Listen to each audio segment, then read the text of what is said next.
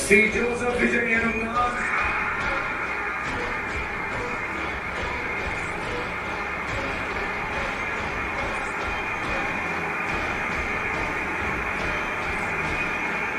சட்டப்படி அமைக்கப்பெற்ற இந்திய அரசியல் அமைப்பின்பால் உண்மையான நம்பிக்கையும் மாறா பற்றும் கொண்டிருப்பேன் என்றும் இந்திய நாட்டின் ஒப்பில்லாத முழு முதல் ஆட்சியையும் ஒருமையையும் நிலைநிறுத்துவேன் என்றும் தமிழ்நாட்டு அரசின் முதலமைச்சராக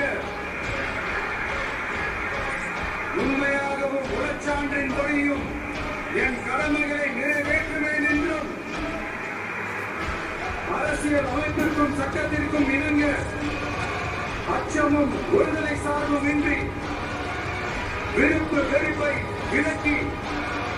பலதரப்பட்ட மக்கள் அனைவருக்கும் நேர்மையானதை செய்வேன் என்றும் ஆண்டவன் மீது ஆணையிட்டு உறுதி